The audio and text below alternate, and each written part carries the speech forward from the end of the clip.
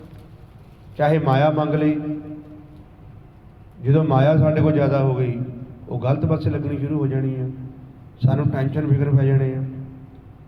ਚਾਹੇ ਸੰਸਾਰ ਦੀਆਂ ਕੋਠੀਆਂ ਮਹਿਲ ਬਾੜੀਆਂ ਮੰਗ ਲਈਆਂ, ਉਹਦੇ ਵਿੱਚ ਜਦੋਂ ਆਪਾਂ ਦੇਖਦੇ ਹਾਂ ਵੀ ਸੰਸਾਰ ਤੌਰ 'ਤੇ ਜਦੋਂ ਕੋਈ ਜੀਵ ਸੰਸਾਰ ਤੌਰ 'ਤੇ ਦਰਿਆਵੀ ਤੌਰ 'ਤੇ ਘਰ-ਬਾਰ ਬਣਾਉਂਦਾ ਹੈ, ਜੇ ਤੁਸੀਂ ਉਹਦੇ ਘਰ 'ਚ ਜਾਓਗੇ ਤੁਹਾਨੂੰ ਬਾਹੋਂ ਫੜ ਇਕੱਲੇ ਇਕੱਲੇ ਕਮਰੇ 'ਚ ਘੁਮਾਊਗਾ ਵੀ ਆਹ ਦੇਖੋ ਮੇਰਾ ਰੂਮ, ਆਹ ਮੈਂ ਇੰਨੀ ਸੋਹਣੀ ਕਿਚਨ ਬਣਾਈ ਹੈ।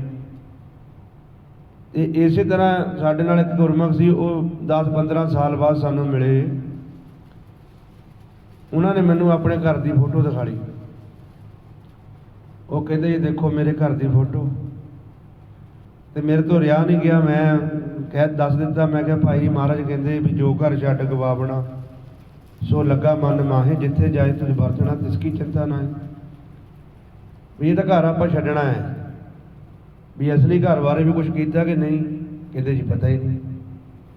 ਸੋ ਇਸੇ ਕਰਕੇ ਆਪਾਂ ਇਸ ਸੰਸਾਰ ਦੀਆਂ ਚੀਜ਼ਾਂ ਵਿੱਚ ਫਸਣਾ ਨਹੀਂ, ਇਹ ਸਦਾ ਰਹਿਣ ਵਾਲੀਆਂ ਨਹੀਂ, ਇਹ ਨਾਸਵਾਨ ਨੇ, ਇਹ ਖਤਮ ਹੋ ਜਾਣੀਆਂ। ਜੇ ਘਰ ਹੈ ਉਹ ਵੀ ਜਾਏਗਾ, ਜਵਾਨੀ ਮਿਲੀ ਹੈ, ਜੀਵਨ ਮਿਲਿਆ ਹੈ, ਬੱਚੇ ਤੋਂ ਜਵਾਨ, ਜਵਾਨ ਤੋਂ ਬੁਢਾਪਾ, ਬੁਢਾਪੇ ਤੋਂ ਬਾਅਦ ਮੌਤ ਮਿਲਿਆ ਹੈ, ਬਚਪਨ ਪੁਣਾ, ਕਿਉਂਕਿ ਆਪਾਂ ਛੋਟੇ ਬੱਚੇ ਸੀ, ਜਵਾਨ ਹੋ ਗਏ, ਜਵਾਨੀ ਤੋਂ ਬਾਅਦ ਫਿਰ ਅਸੀਂ ਬੁਢਾਪੇ ਵਿੱਚ ਚਲੇ ਗਏ। ਜਵਾਨੀ ਵਿੱਚ ਜੇ ਮਨੁੱਖ ਰੱਬ ਨੂੰ ਨਾਮ ਚੇਤੇ ਕਰਨ ਲੱਗ ਪਵੇ ਤਾਂ ਬਹੁਤ ਵੱਡੀ ਗੱਲ ਹੈ। ਤੇ ਬੁਢਾਪੇ ਵਿੱਚ ਜਾ ਕੇ ਸਾਡੇ ਵਿਚਾਰ ਹੀ ਨਹੀਂ ਰੁਕਦੇ। ਹੁਣ ਕਈ ਜੀਵ ਕਹਿ ਦਿੰਦੇ ਆ ਪਹਿਲਾਂ ਸੰਸਾਰ ਦੇ ਵਿੱਚ ਖਾ ਪੀ ਲਈਏ ਜਾਂ ਸੰਸਾਰ ਦੇ ਕਿਰਿਆ ਕਰਮ ਕਰ ਲਈਏ, ਬੁਢਾਪੇ ਵਿੱਚ ਨਾਮ ਹੀ ਜਪਣਾ। ਹੁਣ ਸਾਨੂੰ ਸਾਡੇ ਸਵਾਸ ਦਾ ਤਾਂ ਪਤਾ ਨਹੀਂ ਵੀ ਕਿਹੜੇ ਵੇਲੇ ਖਤਮ ਹੋ ਜਾਣੇ ਆ, ਕਿੰਨੀ ਪੂੰਜੀ ਰਹਿ ਗਈ ਹੈ, ਕਿੰਨੇ ਅਸੀਂ ਖਰਚ ਲਏ ਆ। ਤੇ ਬੁਢਾਪੇ ਦੇ ਵਿੱਚ ਕਈ ਜੀਵ ਸੋਚਦੇ ਆ ਕਿ ਬੁਢਾਪੇ ਵਿੱਚ ਜਾ ਕੇ ਜਪ ਲਾਂਗੇ। ਬੁਢਾਪੇ ਦੇ ਵਿੱਚ ਕੀ ਹੁੰਦਾ ਕਿ ਸਾਡੇ ਵਿਚਾਰ ਹੀ ਨਹੀਂ ਰੁਕਦੇ, ਕਿਉਂਕਿ ਸਾਰੀ ਜ਼ਿੰਦਗੀ ਦੇ 40 ਸਾਲ ਦੇ 50 ਸਾਲ ਦੇ ਅਸੀਂ ਵਿਚਾਰ ਲੈਣ ਦੇ ਲਗਾਤਾਰ ਗੁਰਮੰਤਰ ਦੀ ਕਮਾਈ ਨਹੀਂ ਕੀਤੀ। ਤੇ ਜੇ ਬੁਢਾਪੇ ਬਾਰੇ ਕਹੀਏ ਵੀ ਸਾਡੇ ਵਿਚਾਰ ਰੁਕ ਜਾਣ, ਨਹੀਂ ਰੁਕਦੇ। ਹੁਣ ਤੁਸੀਂ ਦੇਖਿਆ ਹੋਣਾ ਕਈ ਆਪਣੇ ਬਜ਼ੁਰਗ, ਸਿਆਣੇ ਬਜ਼ੁਰਗ ਘਰਾਂ ਦੇ ਵਿੱਚ ਹੈਗੇ ਆ ਜਿਨ੍ਹਾਂ ਨੇ ਕਮਾਈ ਨਹੀਂ ਕੀਤੀ, ਉਹ ਮਰਨ ਤੋਂ ਪਹਿਲਾਂ ਵੀ 2 ਦਿਨ ਪਹਿਲਾਂ ਪੈਸੇ ਹੀ ਮੰਗਦੇ ਆ, ਕੋਈ ਚੀਜ਼ ਨਹੀਂ ਛੱਡਦੇ, ਕਿਉਂਕਿ ਇੰਨਾ ਪਿਆਰ ਪਾ ਲਿਆ। ਤੇ ਮਹਾਰਾਜ ਸਾਨੂੰ ਇਹ ਸਾਰਾ ਸੰਸਾਰ ਸਾਰੀਆਂ ਚੀਜ਼ਾਂ ਤੋਂ ਵਰਜਿਸ਼ ਕਰਦੇ ਨੇ, ਅੰਦਰੋਂ ਨਾਮ ਨਾਲ ਜੋੜਦੇ ਨੇ। ਤੇ ਨਾਮ ਨਾਲ ਹੀ ਜੋੜਨ ਵਾਸਤੇ ਪਿਆਰੋ ਆਪਾਂ ਸੰਸਾਰ 'ਚ ਆਏ ਹਾਂ। ਬਿਨ ਤੁਝ ਹੋਰ ਜੇ ਮੰਗਣਾ ਸਿਰ ਦੁੱਖਾਂ ਕੇ ਦੁੱਖ, ਦਿਓ ਨਾਮ ਸੰਤੋਖੀਆ ਉਤਰੇ ਮਨ ਕੀ ਭੁੱਖ। ਸਾਰੀਆਂ ਮਨ ਦੀਆਂ ਭੁੱਖਾਂ ਦਾ ਨਾਸ਼ ਕਰਨ ਵਾਲਾ, ਸਾਰੀਆਂ ਮਨ ਦੀਆਂ ਤ੍ਰਿਸ਼ਨਾ ਦਾ ਨਾਸ਼ ਕਰਨ ਵਾਲਾ ਉਹ ਨੌ ਨਿਧ ਅੰਮ੍ਰਿਤ ਪ੍ਰਭ ਦਾ ਨਾਮ ਜਿਹੜਾ ਸਾਡੇ ਅੰਦਰ ਚੱਲਦਾ ਪਿਆ। ਜਦੋਂ ਅਸੀਂ ਮਨ ਆਪਣੀ ਸੁਰਤੀ ਦੁਆਰਾ ਸਿਮਰਨ ਕਰਕੇ ਅੰਤਰਮੁਖੀ ਹੋਵਾਂਗੇ, ਮਾਲਕ ਦੇ ਚਰਨਾਂ 'ਚ ਬੇਨਤੀ ਕਰਾਂਗੇ, ਜਦੋਂ ਉਹ ਨਾਮ ਪ੍ਰਗਟ ਹੁੰਦਾ ਹੈ, ਜਦੋਂ ਆਪਾਂ ਨਾਮ ਸੁਣਦੇ ਹਾਂ ਫਿਰ ਸਾਡੀਆਂ ਇੱਛਾ ਹੀ ਮਰ ਜਾਂਦੀਆਂ। ਜਿਸ ਤਰ੍ਹਾਂ ਆਪਾਂ ਦੇਖਦੇ ਹਾਂ ਫਸਲ ਬੀਜਦੇ ਹਾਂ, ਫਸਲ ਬੀਜਦੇ ਹਾਂ, ਫਸਲ ਦੇ ਨਾਲ ਖੇਤਾਂ ਦੇ ਵਿੱਚ ਗੰਦ ਵੀ ਉੱਗਦਾ ਹੈ। ਜਦੋਂ ਹੁਣ ਆਪਾਂ ਫਸਲ ਨੂੰ ਪਾਣੀ ਲਾਉਂਦੇ ਹਾਂ, ਉਹ ਗੰਦ ਨੂੰ ਪਾਣੀ ਵੀ ਲੱਗਦਾ ਨਾਲ। ਜਾਂ ਆਪਾਂ ਗੋਡੀ ਕਰਦੇ ਹਾਂ, ਜੇ ਆਪਾਂ ਗੋਡੀ ਨਹੀਂ ਕਰਦੇ ਆਪਾਂ ਸਪਰੇਅ ਕਰ ਦਿੰਦੇ ਹਾਂ। ਇਸੇ ਤਰ੍ਹਾਂ ਅਸੀਂ ਹੁਣ ਸਪਰੇਅ ਨਾਮ ਦੀ ਕਰਨੀ ਹੈ ਕਿ ਜਿਹੜਾ ਸਾਡੇ ਹਿਰਦੇ ਵਿੱਚ ਇਹ ਗੰਦ ਉੱਗਿਆ ਹੋਇਆ ਸਾਰਾ ਹੀ ਖਤਮ ਹੋ ਜਾਏ, ਕੱਲਾ ਨਾਮ ਰਹਿ ਜਾਏ। ਤੇ ਗੰਦ ਕੀ ਹੈ? ਇਹ ਸੰਸਾਰ ਦਾ ਜੋ ਵੀ ਵਿਕਿਆ। ਇਹ ਸੰਸਾਰ ਭਾਈ ਕਾਲਕ ਦੀ ਕੋਠੜੀ ਹੈ। ਤੇ ਇਹ ਜਦੋਂ ਅਸੀਂ ਨਾਮ ਦੀ ਸਪਰੇਅ ਕਰਾਂਗੇ, ਨਾਮ ਨੂੰ ਸੁਣਾਂਗੇ, ਨਾਮ ਦੀ ਪਾਵਰ ਇਸ ਮਨ ਦੇ ਉੱਤੇ ਪਏਗੀ, ਮਨ ਬਲਵਾਨ ਹੋਏਗਾ, ਅੰਮ੍ਰਿਤ ਰਸ ਪੀਏਗਾ, ਸੰਸਾਰ ਨੂੰ ਛੱਡ ਦੇਗਾ ਤੇ ਮਾਲਕ ਦੇ ਨਾਲ ਜੁੜ ਜਾਏਗਾ ਤੇ ਸਦਾ ਵਾਸਤੇ ਮਾਲਕ ਦਾ ਹੀ ਰੂਪ ਬਣ ਜਾਏਗਾ। ਹੁਣ ਇਹ ਮਨ ਮਾਲਕ ਨਾਲੋਂ ਟੁੱਟਿਆ ਹੋਇਆ ਹੈ, ਮਾਲਕ ਦਾ ਹੀ ਰੂਪ ਹੈ। ਆਪਾਂ ਸਾਰੇ ਜਾਣੇ ਮਾਲਕ ਦਾ ਹੀ ਰੂਪ ਹੈ। ਸਰਗੁਣ ਨਿਰਗੁਣ ਨਿਰੰਕਾਰ ਸੁਨ ਸਮਾਧੀ ਆਪ ਆਪਨ ਕੀਆ ਨਾਨਕਾ ਆਪੇ ਹੀ ਫਿਰ ਜਾ। ਹੁਣ ਇਹ ਮਾਲਕ ਦਾ ਹੀ ਰੂਪ ਆ, ਆਪਾਂ ਸਾਰੇ ਜਾਣੇ ਮਾਲਕ ਦਾ ਹੀ ਰੂਪ ਆ ਤੇ ਮਾਲਕ ਵਿੱਚ ਜਾ ਕੇ ਸਮਾਉਣਾ ਹੈ। ਤੇ ਇਸੇ ਕਰਕੇ ਜਦੋਂ ਆਪਾਂ ਸੰਸਾਰ ਦੀ ਵਿਖ ਛੱਡ ਦਿਆਂਗੇ ਤੇ ਆਪਾਂ ਮਾਲਕ ਦਾ ਰੂਪ ਬਣ ਜਾਾਂਗੇ ਨਾਮ ਦੇ ਵਿੱਚ ਸਮਾ ਕੇ। ਤੇ ਇਸੇ ਤਰ੍ਹਾਂ ਭਾਈ ਆਪਾਂ ਸਾਰੇ ਜਾਣਿਆਂ ਨੇ ਕਮਾਈ ਕਰਨੀ ਹੈ। ਸੋ ਇੰਨੇ ਕੁ ਵਚਨ ਕਰਦੇ ਇੱਕ ਨਹੀਂ ਅਨੇਕ ਗਲਤੀਆਂ ਹੋ ਜਾਂਦੀਆਂ। ਆਪ ਜੀ ਸਾਰੇ ਜਾਣੇ ਬਖਸ਼ਣਹਾਰੇ ਹੋ। ਸਾਹਿਬ ਸ੍ਰੀ ਗੁਰੂ ਗ੍ਰੰਥ ਸਾਹਿਬ ਜੀ ਮਹਾਰਾਜ ਬਖਸ਼ਣਹਾਰੇ ਹੋ, ਬਖਸ਼ ਦੇਣਾ ਜੀ। ਸੋ ਗੁਰਬਾਣੀ ਗੁਰੂ ਦੁਆਰਾ ਗੁਰਮੁਖ ਜਿਨ੍ਹਾਂ ਨੇ ਭੇਜ ਦਿੱਤਾ ਭਾਈ ਸਾਹਿਬ ਭਾਈ ਸੇਵਾ ਸਿੰਘ ਜੀ ਧਰਮਾਲਾ। ਸੋ ਵਾਹਿਗੁਰੂ ਜੀ ਕਾ ਖਾਲਸਾ, ਵਾਹਿਗੁਰੂ ਜੀ ਕੀ